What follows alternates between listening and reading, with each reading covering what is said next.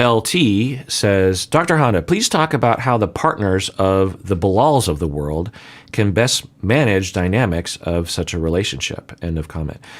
Yeah, it's hard to say. I mean, the first thing I'd say is couple therapy, of course. When you have a broken arm, you go to the physician, and when you have a relationship that we see with the Bilals and Shaidas of the world, really therapy is the main thing I would recommend, because if you yourself are with someone like Bilal and you try to change things, the Bilals of the world, especially the Bilals of the world, might not take the bait, might not be willing to change or willing to even incrementally change.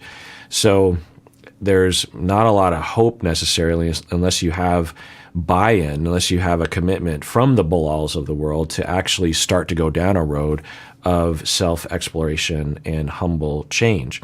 So, it's well understood in my field that we as therapists, I mean, there are some exceptions, but generally speaking, we can't help people that don't want to be helped. And thus, you as a partner of someone like Bilal, also, you can't make your partner change. You can do what you can from your end, but, you can lead a horse to water, right? But you can't make him drink. And that's just how it is. It's unfortunate that's that way. But if you're asking me beyond couple therapy what you can do if you were in a relationship with someone like Bilal, I would recommend that you tell them how you feel. This is a general principle in all relationships and all situations, is to think about, okay, how is their behavior affecting me and how is it making me feel? And it's important to go to the primary emotions and not expand from that. The primary emotions often are hurt, pain, your feelings are hurt, or fear of rejection. So fear of rejection or fear of something else, fear of attachment loss, fear of being shamed or something, and hurt feelings, pain, that kind of stuff. So those are the two areas that you want to look at. Now, it requires a fair amount of self-awareness to be able to identify that. Just asking that question of yourself won't necessarily derive an answer, so you need some self-awareness. But assuming that you do, then you want to speak from that place. So if you're Shaida, I don't know what's underneath with Shaida, but I can imagine that she might say something like, hey, Bilal, when you talk about a piggy bank, when I'm asking about a joint bank account, it makes me feel small, belittled. It hurts my feelings. And it feels like you don't care about my feelings. I don't know if that's the case, but I feel like I'm being treated like a child. I feel belittled. It hurts. And it makes me afraid that our relationship isn't going to work out and I'm going to lose you, and I don't want to lose you. So when you say those kinds of statements, generally speaking, these are called I statements. There's other language around this in our field of communication. But when you say things like that, it gives the other person an opportunity that they might not take advantage of, but it gives them the opportunity to understand how their behavior affects you, and for them to engage in their own compassion and altruism to adjust their behavior or make up for the behavior, apologize for the behavior, so that you can correct the situation. You can at least correct for the transgression and also correct for future interactions with the individual. They can say, oh, when I do this, it causes this pain or this fear in my partner. I don't want that to happen. We can assume that Bilal doesn't want Shaida to be afraid or to be in emotional pain. I don't believe Bilal is a psychopath, meaning that he doesn't have compassion or care or empathy for other people. I believe that he does. I don't know that, but there's no reason to believe that he doesn't, because it's pretty rare for someone to be a psychopath, to have antisocial personality disorder.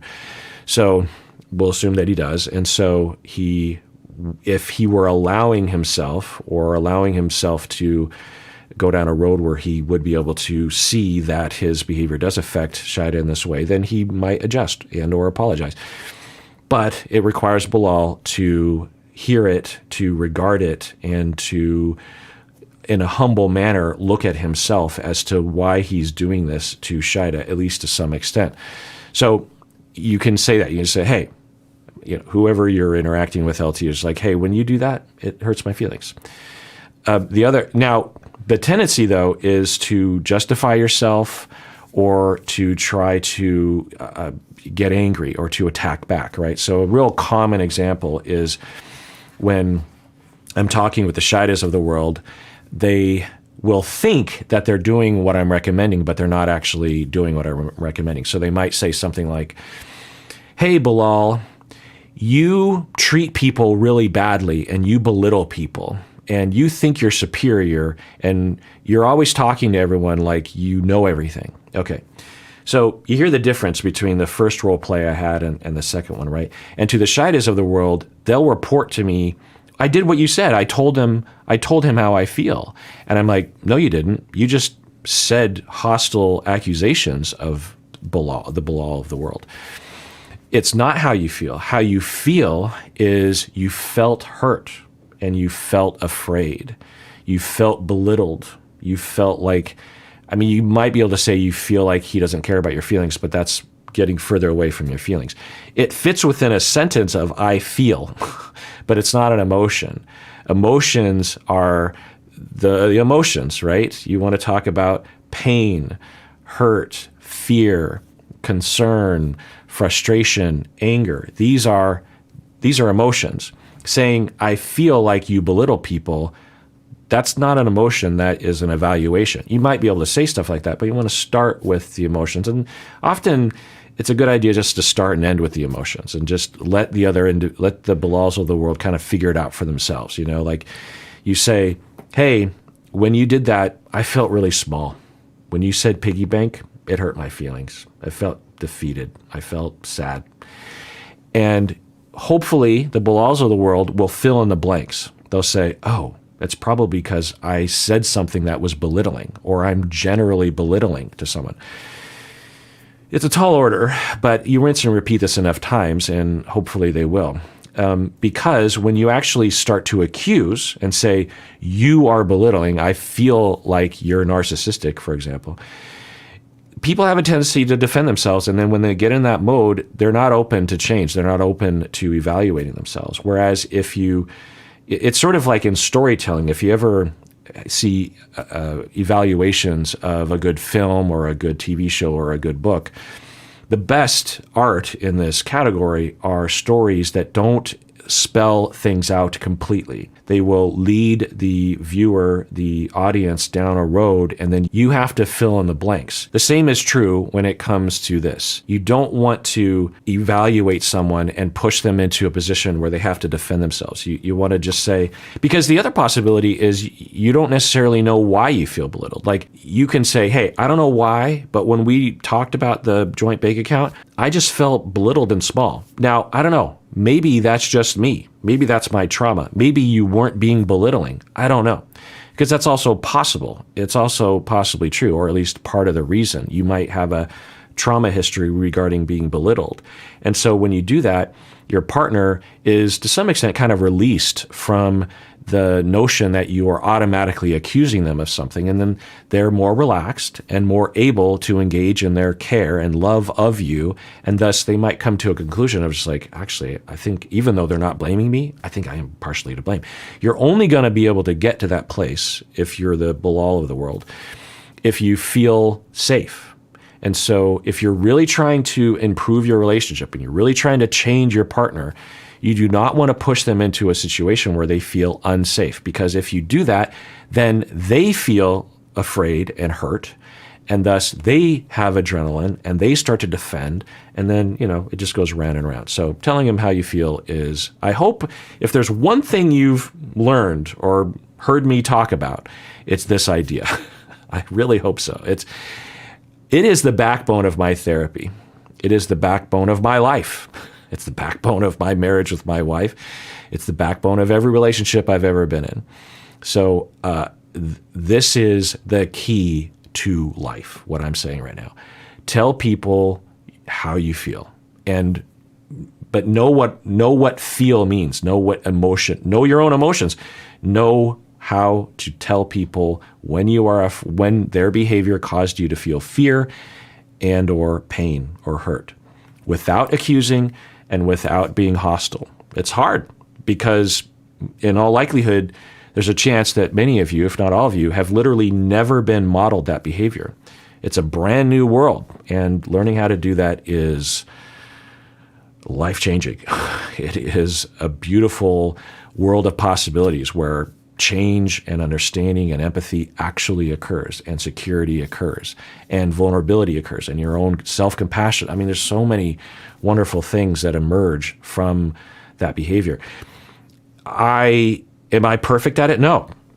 I mean, I would, because I don't want to set really high expectations. For myself, I would say that I manage to do this 10% of the time. But I kind of think that's doing pretty well, So I don't know, 50%, not most of the time. When I'm given an opportunity to practice what I preach along these lines, I would say most of the time I fail. I fall into the same traps that everyone else falls into of, well, they don't deserve me to say that. They should just know, or it'll just blow over. Everything's fine. Or I will just be upset at them and give them the silent treatment, or say something hostile to them, and they should know what I'm saying, and they should correct for their behavior. Or I don't know, just various different ways of avoiding or attacking, or I do all that stuff. And so I don't want to make it seem like if you're not doing it all the time that there's something wrong with you.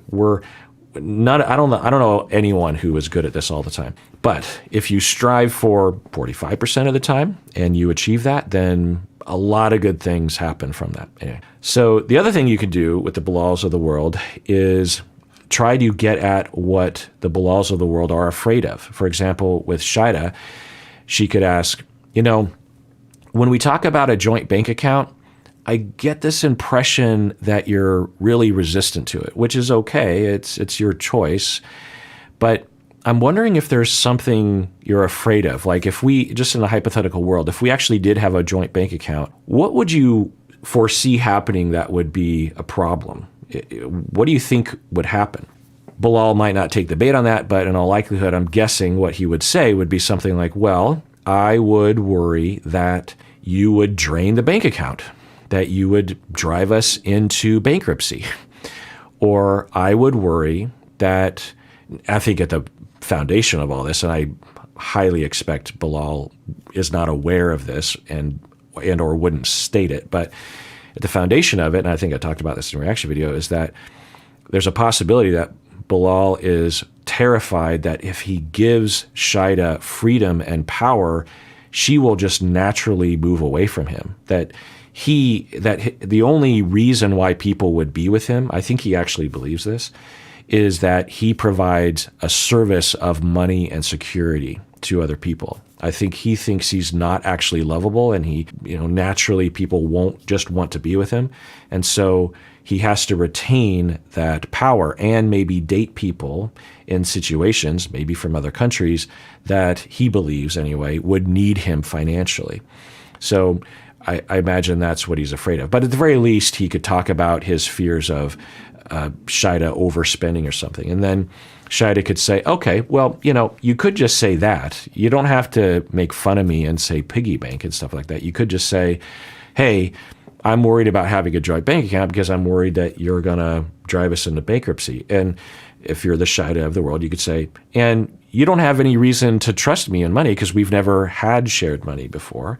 I can tell you that I wouldn't do that because I don't have a track record of doing that, but we don't know each other that well. And so, it stands to reason you wouldn't be able to trust me. Is there some way we could account for that possibility? Or is there some way that we could build up to that? Like we could have a joint bank account that's separate. You could have your own account. We could have a joint bank account. I could have my account.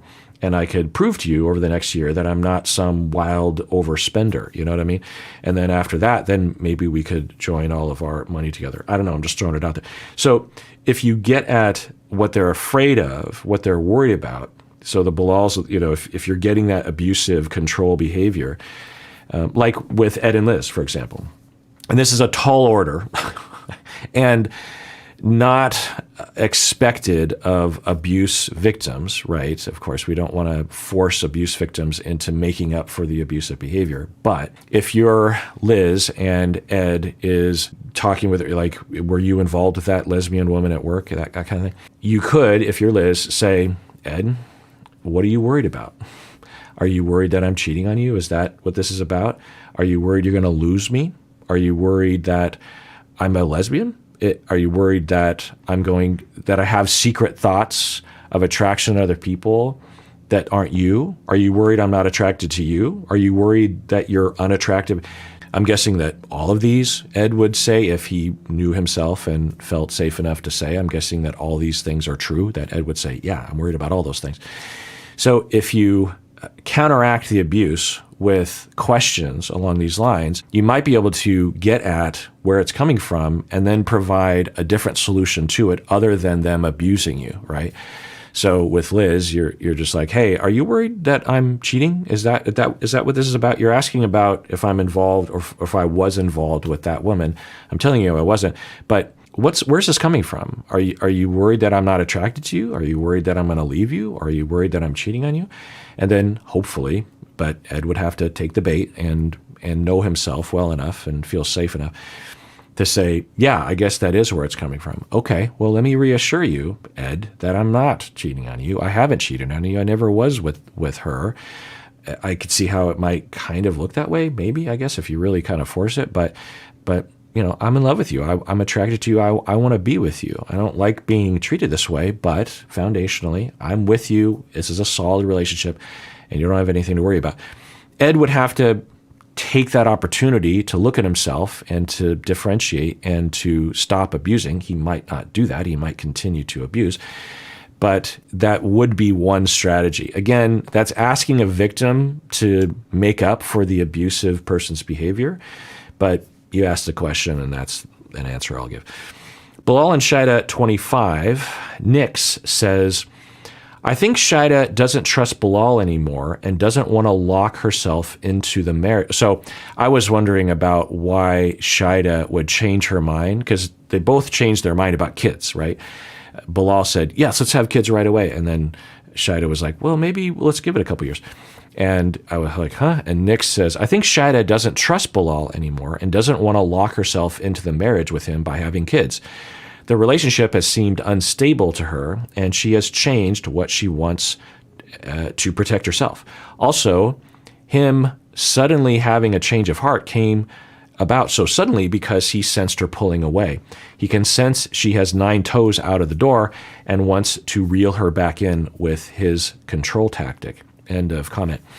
Yeah, it's interesting. That is a viable conceptualization. I had not considered that for Shida, she would flip-flop on the kids issue because there's a much larger part of her that thinks, I don't know if I want to lock myself down with this person. I want to give this a couple more years to see if I even want to stay married to this person, which I think would be smart. Elizabeth and Andre, 59, Aurelia says, I wish there was more family therapy content to react to, because that was super fascinating, and it actually inspired me to enroll in a marriage and family therapy master's program. Wow, Aurelia, welcome to the field. I'm a licensed marriage and family therapist as well. And yeah, great. The world needs more counselors in general, therapists in general, psychologists in general, and you are entering the field, so fantastic. That's great. You're going to be a part of the solution. And it's these family episodes give me this opportunity to talk about something that I'm really quite passionate about, which is family systems and family dynamics. And I think I was saying in the video, is this boring? Because I feel like I'm kind of nerding out on this issue. And Aurelia was being reassuring by saying, no, I actually like it. Elizabeth and Andre, number 60, good old Alicia, one of the Alicias, Alicia McIntyre says, it's interesting that Libby talks about feeling more loved and supported in her life and singing after leaving the family. Charlie doesn't address the issue of the family being unsupportive when she mentions that. Instead, he just jumps on Andre. End of comment. Yeah, well, that's the hypothesis, is that instead of addressing what's really happening in the family, which I think are a variety of issues over the years, I think we're only seeing the tip of the iceberg. The family has a family rule, a routine in which they scapegoat someone. And I think in the past, it might have been Charlie or maybe even someone else, but they do that now with Andre because it's to them. So, and I've talked about this before, but just briefly, is that in enmeshed families and highly conflictual, undifferentiated families that scapegoat, the belief is that if they actually address the issues, they will fly apart and they will lose all their relationships and all the love and all the connection. It's a very black and white way of thinking. So they believe, maybe even through experience, maybe the divorce had something to do with it, of Chuck and the mom. And they believe that they need to avoid at all costs actually discussing real problems in the family. And a very effective way of distracting yourself from doing that is to scapegoat someone. And when you are desperately in need of scapegoating someone, it'll seem really weird, which it looks like. It's hard to know. But Invisible Blues says, that little moment between Becky and Andre gave me so much hope. There is love there between them. Yeah, absolutely. Same. Jenny and Summit 29, Rethink, says, is overdependent like enmeshed? Is overdependent like enmeshed? Well, it's complicated. They're related. Being overly dependent or having dependent personality disorder, what people on the internet will call codependent, but that's not what it is being overly dependent. Is that like being enmeshed? And they're related concepts, but let's describe them. So being overly dependent is being overly dependent on someone else, often because the person doesn't believe they can do things on their own. Basically, this individual is under-functioning. They're functioning under their abilities, right?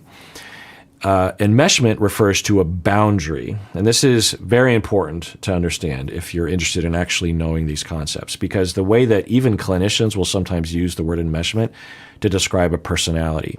Boundaries exist between two people or two things. A boundary is not something that one person has, right? Now, some people will say that person has very closed boundaries, or that person has very enmeshed boundaries, or something like that. And yeah, but generally speaking, when we're using the word enmeshed, we're talking about the boundary between two people.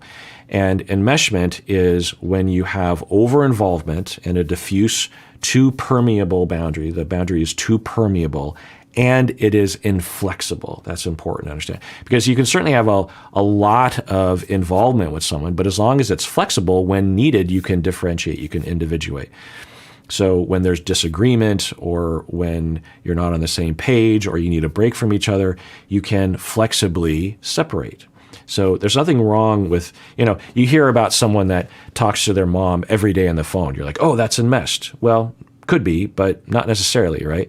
So it's important to know the full breadth of the relationship so that you can evaluate whether it's close or enmeshed. There's a big difference between those two. Enmeshment is forced on everyone. They are forced through mechanisms within the family to always stay enmeshed. As soon as there's a little bit of separation, there's an attack or some kind of feedback or something, rejection, and then you have to enmesh again. So that's enmeshment. Overly dependent is a personality. So you can have dependent personality disorder independent of what's going on in your life. For example, you can have dependent personality disorder and just be suffering in your own world without actually depending on anyone else. You believe that you don't have abilities. You believe that you can't do things on your own. You believe there's something deeply wrong with you, or you're terribly incompetent. But at the moment, you don't actually have someone that you're dependent on, or you're dependent on a number of individuals, or you're dependent on the world or something like that. And thus, this overly dependent individual does not have an enmeshed boundary with anyone else, because that just isn't the case right now. So, and you can also have someone who is enmeshed in a relationship, and neither one of them is overly dependent. For example, with Elizabeth and Becky, for example, I think in the past you would have characterized their relationship as pretty enmeshed, but I don't think Libby or Becky is overly dependent. So they're related things. Often with overly dependent, with dependent personality individuals, there is an enmeshment often with the overfunctioner or the codependent. So the codependent person, the overfunctioner, and the underfunctioner, the dependent, overly dependent person, they often will become quite enmeshed, over-involved, and they do the dance together. It's often easier it kind of depends, especially when we see a lot of this on the show. I think I've commented on that before. I think the show, the producers, whenever they see that dynamic between an underfunctioner and an overfunctioner, they say, oh, that's going to play well with the audience. Think of the Kalani and Asuelu, and the Nicole and her mom. and the Cole and the Debbies. It's a really common theme. It's much more commonly presented on the show than I think it is in real life. It's certainly common in real life, but if you watch the show, you just think like everyone is an underfunctioner, particularly men. I think they really like it when a man is an underfunctioner, but I don't know. So both people are enacting their relational traumas. The underfunctioner, through their relational traumas, believes that they're incompetent. And the overfunctioner believes, through their relational traumas, that their only worth is by taking care of someone that needs help. And they're locking in on that and becoming enmeshed and over-involved in each other's life. So I hope that makes it clear as to the distinction between enmeshment. You'll hear some people say, that person is enmeshed. They'll just say, that person has enmeshed boundaries. But a more accurate thing to say is that person prefers enmeshed boundaries and is trying to establish or has established enmeshed boundaries with other people. It takes two to tango on a boundary. Now, some people can force a boundary on other people, but it still will establish a boundary, So I hope that makes sense. Pop says, I'm confused. If Jenny is so helpless in India, then how is it that underfunctioning doesn't correspond with codependency? It seems like Jenny is playing the part of the underfunctioner, and Summit is getting validation from doing everything for her. Well, the first thing I'll say is, I don't know. Jenny and Summit don't really talk about this very much.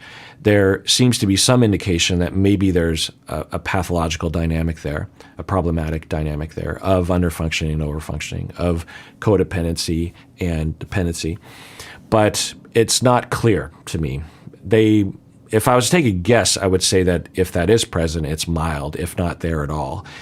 But I don't know. It could definitely be there.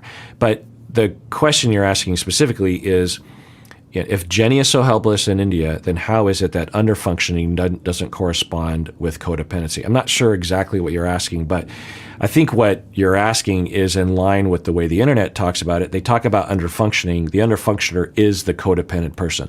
That is not just when you think of codependency, and it kind of depends on the area of the clinical literature, because this isn't talked about very often. And there are many, and I would take a guess that most clinicians don't even have this right, that they equate codependency with dependency. So when you think codependency, think over-functioner. And when you think of someone that's under-functioning, think dependency, over-dependence. Under-functioning, overly dependent on someone else, right? They're overly dependent. The codependent isn't a great word for it. Over-functioner is a better word for it.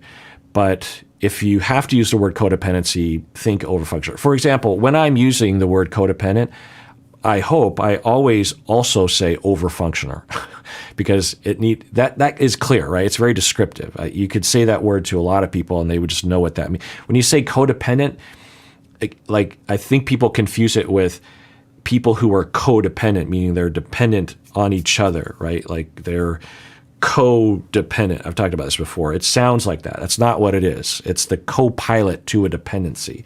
So you have someone that's dependent on alcohol or drugs or other people, and then you have the co-pilot, the codependent. Anyway, I've already been down that road, but that's what I'll say about that. Camilla says, at first I thought that Jenny and Summit were describing something that was unhealthy and too dependent. So it's pleasant to know that that isn't necessarily the case. I guess it's hard to admit to ourselves that we need our close loved ones. Yeah, absolutely, Camilla. And that's what I think I talked about, that we have this heuristic in particularly our society in the United States, that any dependency is too dependent. Depending on anyone is being a child or being weak, and that's not the case. We cannot exist on our own. Regardless of all the movies, the Clint Eastwood movies, there's a lot of anime in this because Japanese people can be this way in a different way as well. So there's a lot of cultural notions that somehow you need to be independent. It's just absurd. We cannot do things on our own. We can do some things kind of on our own, but emotionally speaking, we are highly dependent creatures in general. Listener Chris emailed in. She says, I just wanted to tell you how thankful I am that I discovered you through watching 90 Day Fiancé. It has taken me a few months of listening to you to realize that I was severely parentified as a child. So if you don't know, parentification is when you have a child, think Daniel and Tiffany, right? So you have a child that is elevated prematurely to a more mature role, right? That they're told too many things. The parent will often depend on the child too much. There's nothing wrong with a parent depending on a child, kind of, occasionally, but it should be very minimal. And if it's often, then the child will be elevated. They'll be pressured. The child will have to go into denial. They'll deny themselves their own childhood, their own development, their own getting to know themselves. So that's parentification. And so Chris is saying, it's taken me a few months of listening to you watch these shows to realize that I was severely parentified, and I did the same to my oldest son. And now I feel like I'm doing it again with my youngest child, my daughter, since my husband passed away.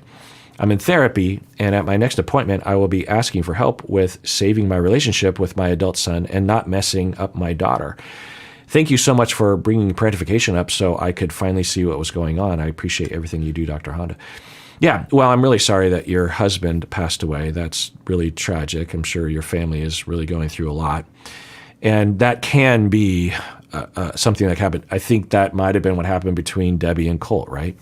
So it's natural to at least go through a period of that. You know, if your husband just passed away, for example, some dynamics will develop temporarily that, although aren't ideal, we would say they're understandable under the circumstances. But yeah, absolutely. I'm glad that you can see that. Parentified people tend to parentify their children for a variety of reasons. So one reason that I saw frequently was that when you have a child that is forced to mature too quickly, it locks in what they believe is the way things should be. Even though they might really resent having done that, it feels normal to them that a 12-year-old should be taking on the responsibilities of a 30-year-old, for example.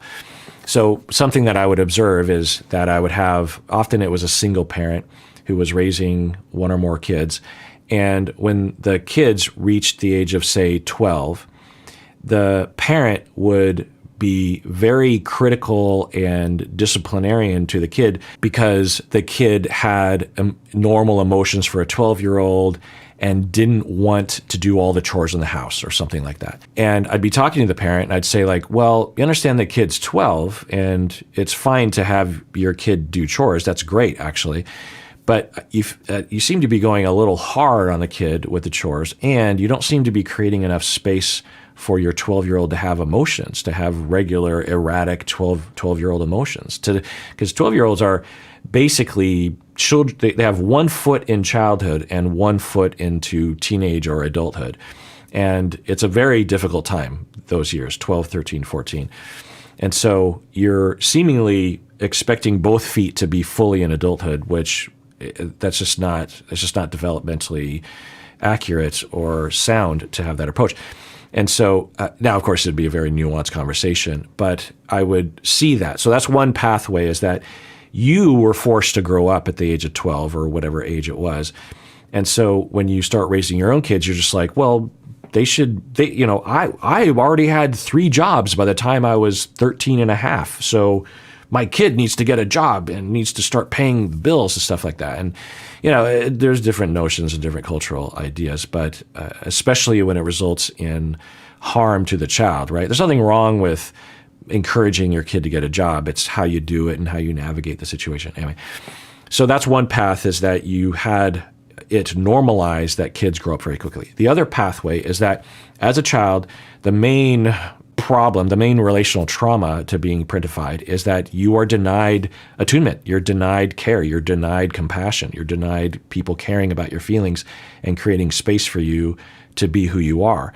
You as an individual are taught that your feelings don't matter, that you don't matter, and that you're there to take care of other people. And this is a pathway to codependency, by the way. So you're denied that, and thus you have a lot of need that has not been met. You have a lot of unmet attunement needs and needs for people to care about your feelings, needs to be a child, needs to be chaotic. You have a lot of needs for that. We all have an innate need to take up space and for people to accommodate us, right? And when children and, throughout the lifespan are given age-appropriate enough of this compassion and space to be who they are, then you, so to speak, graduate into adulthood with a lot of your needs having been met, and thus you just have a normal amount of need moving forward. Adults also have those needs, but to a lesser extent, because hopefully you've already had a lot of your needs met when you were growing up. Whereas if you're parentified, you didn't have those needs met sufficiently. And so you're walking around at the age of 35 with a tremendous amount of unmet need that you're still trying to get met. Then you have a child, and this child loves you and is a secure person to you. The person that your child doesn't know the way the world works. And so subtly, subconsciously, you start to socialize this child, your child, to be your parent, because you're like, hey, this person actually loves me. I finally feel safe enough with someone, even though it's my child, to express my need for someone to take care of my feelings and for me to take up space.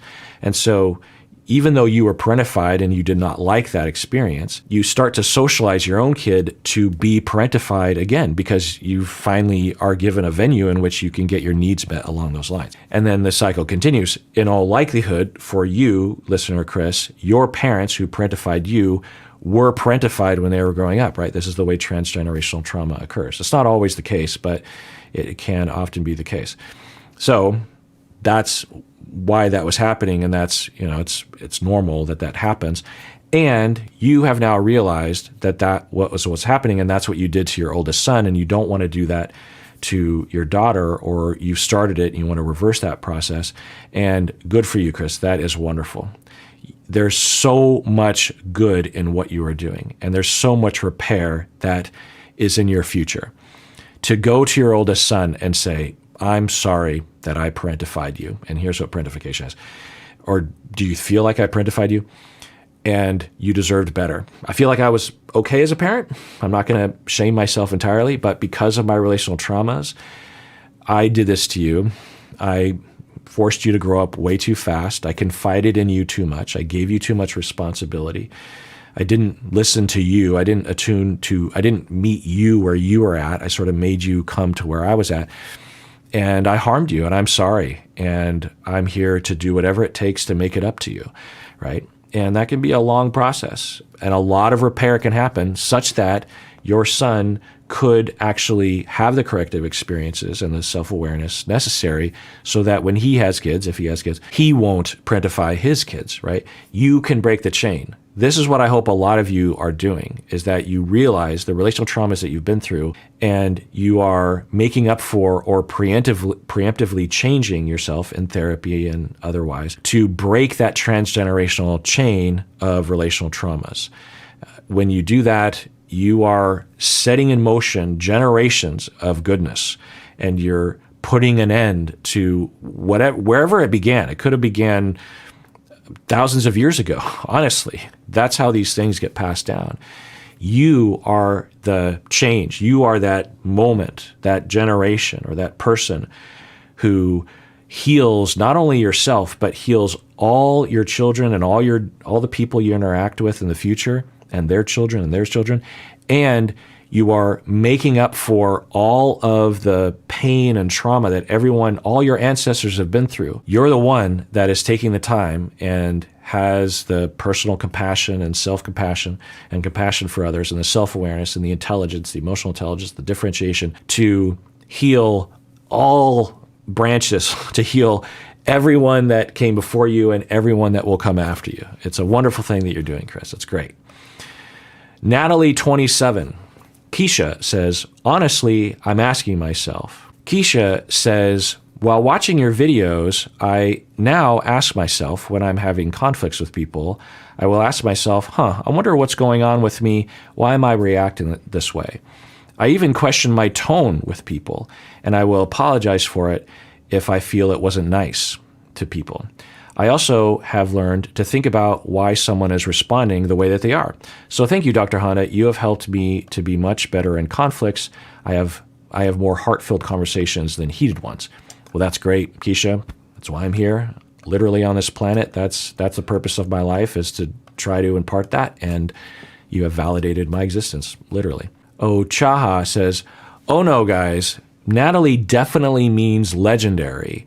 Even if we imagine that it's about her English, the definition of being legendary in her mother tongue, in her own language, is the same as in English. End of comment. Yeah, so Natalie was saying that she is legendary in Mike's eyes or something like that. And I was like, well, that's a weird word choice. That's got to be some sort of language barrier, because that's a very narcissistic thing to say and off-putting in a variety of ways. And I was like, yeah, I'm just guessing that that wasn't what she meant. But this individual is saying, oh no, she definitely means legendary, because the word translates equally or has the same meaning in her language. So, okay. I'll take your word for it on that. Okay, Natalie 28. Candace says, my 12-year-old son was having a hard time and cried at school yesterday. The teacher on bus duty told him it was weird for boys to cry. I was really mad when I heard about that. End of comment. Yeah, Candace, you should be fucking pissed about that, because it's not weird for boys to cry. It is human for humans to cry, and it knows no gender boundary. Are boys a different species of animal? No, of course not. So everyone cries. It's extremely healthy to cry. It's fine to cry. So I would go straight to that MFer, that teacher, and say, let's have a talk, because you got a problem. Not only should you never do that to my kid, you shouldn't be doing that to any kid. And I worry about you as well. If you believe that about yourself or about men in your life, then that makes me sad for you, because people cry, and that's normal and it's okay. And don't ever do that to my son. At the very least, you want to talk with your son about what we're saying here, so that your son doesn't internalize that as real. So many ill effects in our society are a result of that notion that boys don't cry. So many ills in our society. So crime, drug abuse, abuse in relationships. So many things can be partially, if not largely, eliminated. So many bad things in our society can be mitigated and reduced if we just allow boys to cry. Maria says, this year I've finally started giving way to my natural inclinations to cry. It feels uncomfortable to be that vulnerable in front of other people, even ones I trust and know are secure. But I've noticed a lot of conversations that would have turned into arguments ending up as being softer conversations because I'm crying. Sometimes with the other person crying themselves. It's still really weird for me to cry, and I won't say I like it, LOL, but I do prefer it to the fighting and stonewalling. End of comment. Yeah, absolutely. I'm similar to that I understand and live the life of a healthy crier. But I'm not comfortable. I'm not as comfortable as other people are with it, because there's a huge part of me that is still saying it's wrong or gross or unmanly or weak or a bother. You know, it's another aspect that we are told about crying, that you're burdening other people with your crying, which is just ridiculous. Some people consider it a burden. It's like, my crying and my normal emotion, the water coming out of my eyes, is not a burden on you. You don't have to do anything about it. You could just be here with me. You could walk away. You could take care of me, whatever. It's not a burden on you. So, Maria, same. It's not comfortable, but as with you, I would much rather be in a place where I'm uncomfortably crying, where I'm crying with some discomfort, than the alternative. Honey says, I'm sure this is going to be a minority opinion, but people seem to have very short memories about Mike and Natalie. How many times did Natalie do something sketchy and then beg to return to him, promising to be more engaged, more loving, and more committed to living in Squim? Indeed, he opened up his house and his heart, only to have her immediately start complaining, belittling him, and preparing to leave. Look at her reaction to his world, his after-work beer, his omnivore diet, etc. Also, I'm not exactly sure what Mike did that everyone is so upset about. He is a quiet person and he generally keeps to himself. Mike has a good reason to be cautious. The only reason Natalie is coming back is because she feels desperate. Apparently, she is not so legendary in Miami and Los Angeles. End of comment. Yeah, I think that I forget sometimes. I mean, I don't forget, but I forget to emphasize what Natalie did to Mike. And it's been a long time. It's been years since we've seen that footage and have really felt it. So, yeah, I mean, it sounds to me, honey, like you are seeing people attacking Mike. And really, neither one of them deserve anyone to attack them. I think they're both trying their best. And they both have their own issues that aren't their fault. And they're both enacting, symptoms of those issues. So, yeah, I don't think either one of them should be attacked.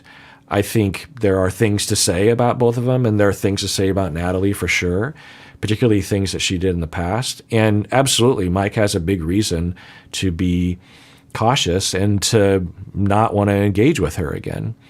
And I'm guessing that the way the show was edited, and I fell into this a little bit myself, that I was kind of hoping that Mike would take her back, I guess. I don't know if I was explicitly thinking that, but, it sounded romantic. It's like, oh, that would be great for the two of them. They do seem like they fit well together. When Natalie went to Squim and was talking to Mike, it just seemed like, oh, yeah, they seem to fit better than Natalie and Josh or Natalie and anyone else.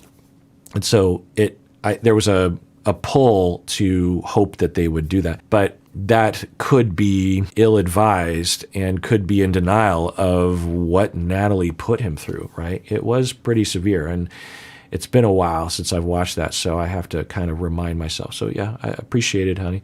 But again, I don't think either one of them should be attacked, so there's just no reason to attack really anyone on the show. There are things to say when someone's being abusive. We can call it out, but even then, abusive people, generally speaking, especially on this show, I don't think are monsters. They have issues. They are doing something that's bad, immoral, maybe even criminal, and it should be called out as such. But the Angelas of the world, the Eds of the world, the Bilals of the world, these people deserve compassion. If we're going to actually help them to change so that they can stop doing what they're doing, the key is to have compassion, to have an open door and to say, hey, what you're doing is not okay, but let's talk about it. I'm here. I'm a safe person. You can talk to me. I'm not going to attack you. I'm going to tell you what I think of it, but I'm not going to hate you. I'm not going to judge you. I'm not going to reject you. I'm going to accept, this is what clinicians need to do, not what the world needs to do. But generally speaking, I think the world would possibly be a better place if we had a more nuanced reaction to people like this, And I see it. I see it in the comments. I see people even outside in other areas having more nuanced reactions to these individuals, which is very promising. And everyone out there, please take care of yourself because you deserve it. You really, really do.